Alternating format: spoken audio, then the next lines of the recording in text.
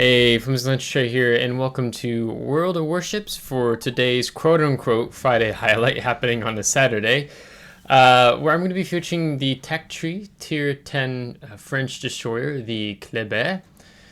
And in featuring this ship, it plays somewhat similar to Marceau, which I've have a good number of games in Marceau, and I've been trying a build with Marceau that just ultimately doesn't win games. Like, I do really well performance-wise, but in terms of getting wins, bad.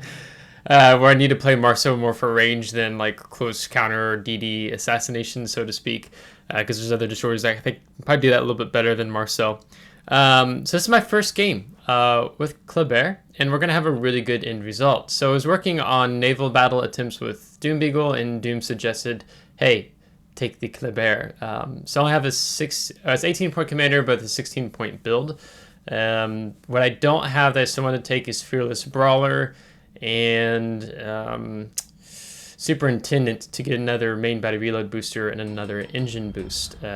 Otherwise, it's a pretty bread and butter build, with the exception of having to take the grease the gears for the turrets, because the turrets on this stock turn 18 seconds. So I'm running a seasoned commander, Jean-Jacques, no, something like that. And he has enhanced skill on the grease the gears and on adrenaline rush. So that's really great. Let's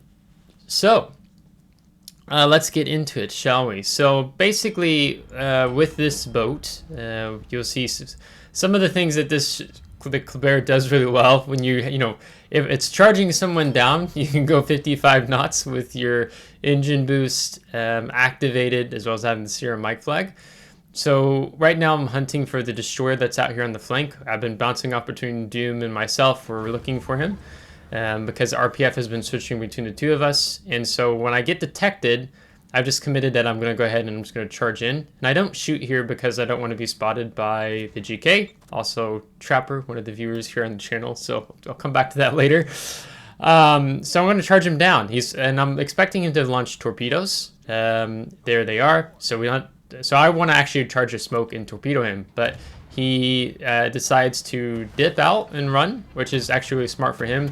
And there's a Smolensk back behind him, which is going to do a lot of damage to us as well. So we have to take this gunfight, and so we have the main battery reload booster, which we definitely have to use in this situation, because the goal is once we take out the gearing and pick up our first blood, we dip back out, get the island between us and the GK, and we have the smoke, and we'll go dark, and then now it's a matter of avoiding the follow-up Smolensk salvos. The other cruisers that are in play are Genon and Minotaur, so that's why I was trying to check there. I was like, wait, which cruiser is it? I don't remember. And that actually works out really well to our advantage, and you're going to see it happen several times in this game. So one of the reasons I played Kléber in co-op, and I don't know if I've done it in ops before.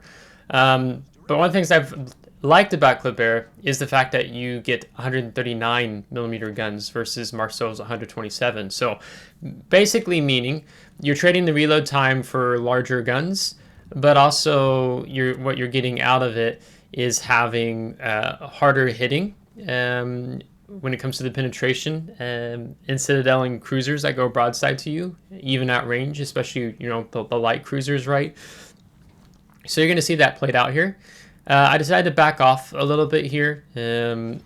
I do actually want to open up on Trapper here, but I'm pretty positive with my low amount of health, if he sees me, he will definitely shoot at me. So we opt not to. So we're going to pass on that for now, because we're in arms race here in Northern Waters, where you get buffs. So you can actually see we have a heal buff and we have a HP buff right now for our team. So we're actively taking back hit points here. And so what I want to do now is there's a destroyer threat coming in from the middle of the map. It's the hull. So we're going to go ahead and burn another main battery reload booster here, because I don't have to worry about Hull trying to smoke up, because he doesn't have smoke. He's kind of he has to deal with us, right? So that works out really well to our advantage. So we're able to pick him up. And I do have to be mindful, of course, the Smolensk was shooting at us earlier. And our engine boost was still active. So that's one of the things that helps, because Kléber, ultimately it's a gunboat. she does lean hybrid, and you can actually make her much more of a torpedo build if you go for the unique upgrade with the research points, which drops the concealment down by 20%, and you have 8-kilometer torpedoes. So you can get the concealment ultimately down with that upgrade down to 6.2. Or, you know, here you see we're running around with 7.8. I think it's technically 7.76 or whatever. And so it means we only have like a 2-kilometer or 0.2 kilometer gap from our torpedoes and our concealment. So you're mainly, if you're using the torps, you're YOLOing, you're torping someone who's pushing into you. Or maybe you catch a sub off guard if he surfaces next to you, as an example, because these torpedoes reload really, really fast, especially so compared to Marcel. But as I noted in the beginning of this video, the main point is I think we need to get 100 main battery hits. So I'm farming Ohio, trying to see if we can get some fires set. We want to help clean up some things here on the flank for our team. The Smolensk is coming down the 10 line. So Doom's going to smoke up here, and I tell Doom that I'm pretty sure this Smolensk is probably going to charge him, because honestly that's what I would do, because Smolensk, I believe, gets the 5-kilometer hydro. So we're going to have to be mindful of that, so I don't want to just dip out on Doom. Once you have, I think there's a upgrade you have to, or not upgrade, you have to upgrade the module for the gunfire control system, if I'm not mistaken.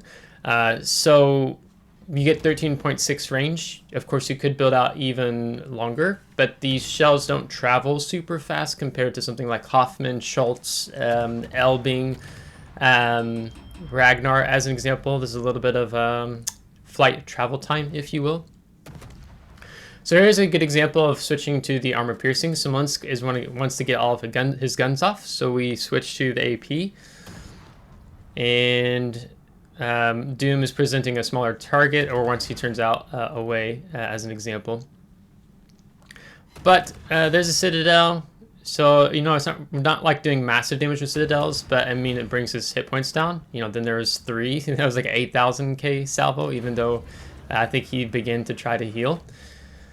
So that's the first blood, and we have general offensive and brother in arms. So it's going really good for us so far, as between the two of us we have 3 kills so far.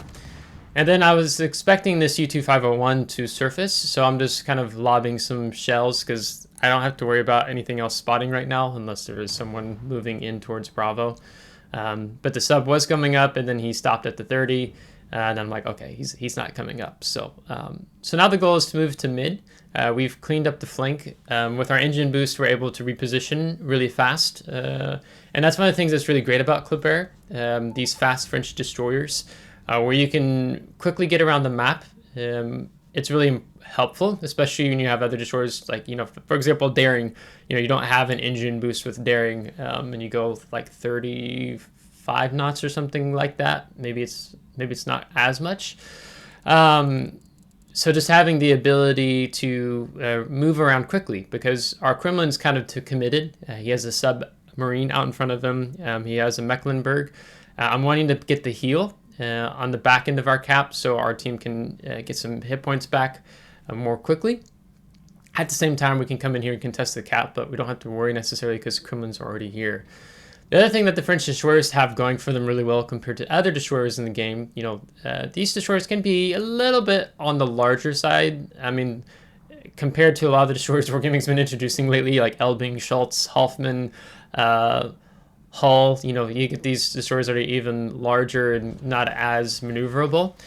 We get the what is known as the French hull damage saturation.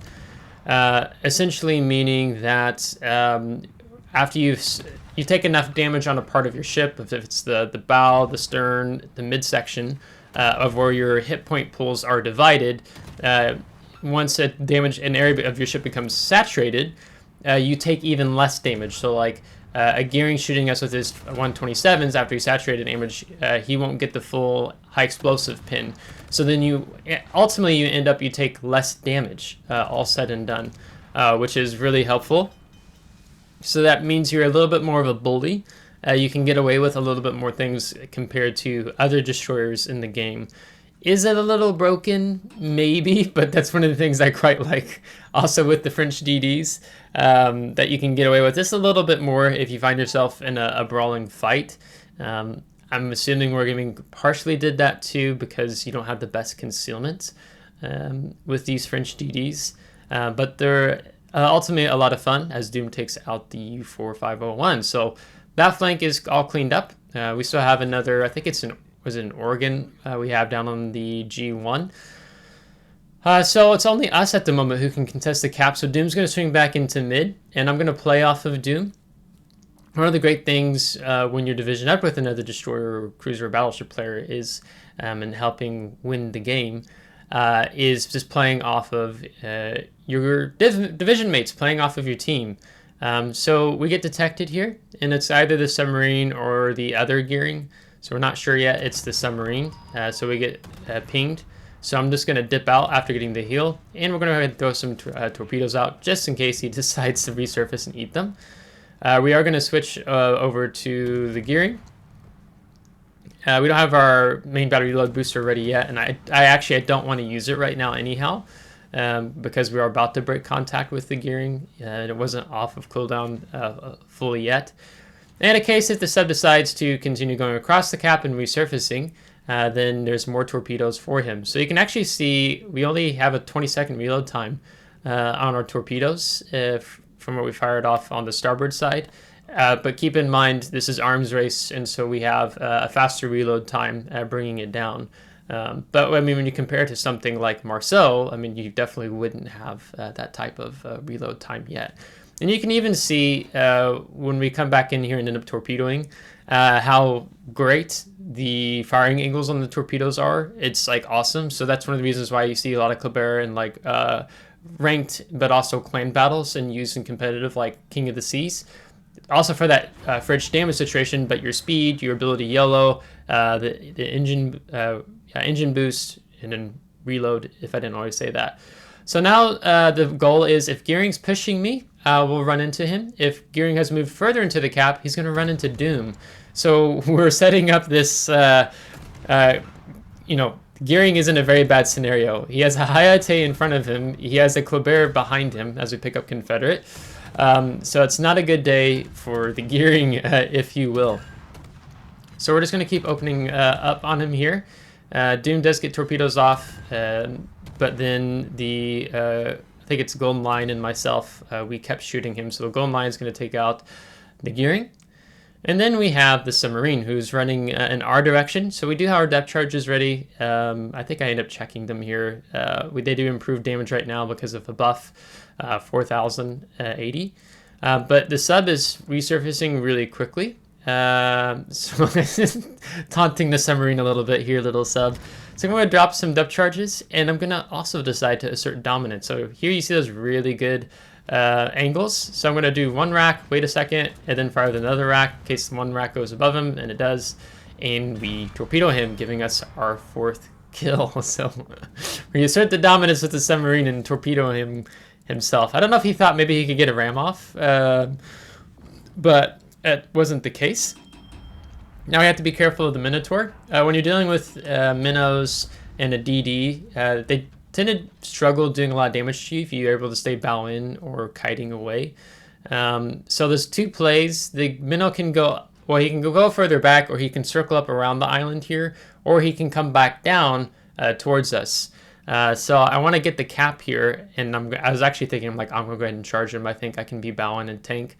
But then the Golden Lion slips outside of the cap, and I'm like, I actually want the cap if I'm able to, so I can have more base XP.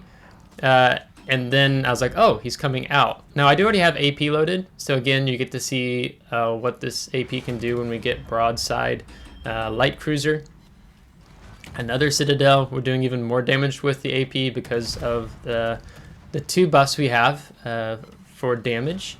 And I'm just going to angle away. Going to make it a lot more difficult for him. Now, one of the things here is like we're a low hit point destroyer, so we look like a really juicy target to Minnow. So he's probably going to be tempted and wants to get broadside off on us as he's healing again. So I'm going to play with my propulsion here.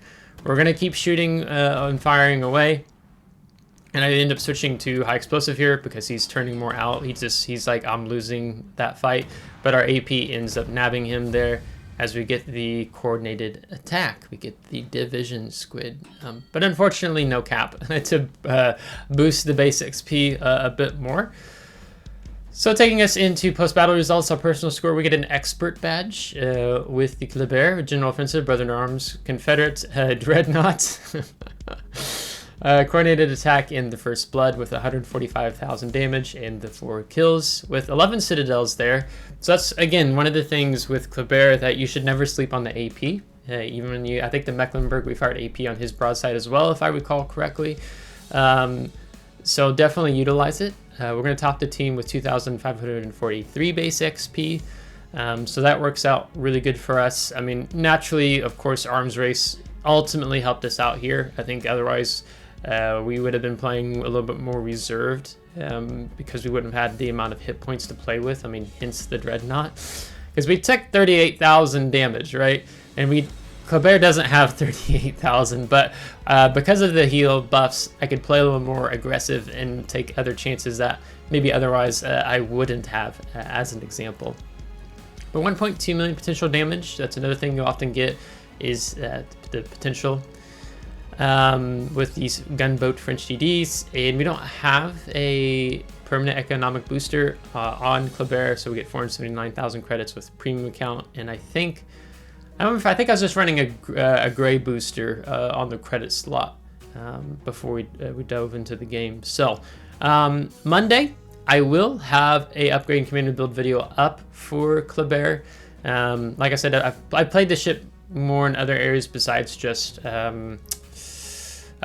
randoms, and it plays somewhat similar to Marcel. They have different things that they do better in. But I quite like gunboat destroyers in World of Warships anyhow. Like been playing a lot of the hull. I really have been enjoying Elbing when I've been playing it. I really love Ragnar and Friesland, so it feels right at home, but just a little bit more accessibility in terms of the consumables you have at hand. We're talking about the main battery reload booster and a really good engine boost to get around the map and make some really good plays here, all said and done. So if you liked this video, give it a thumbs up. If you didn't, give it a thumbs down. Subscribe if you do want to see more.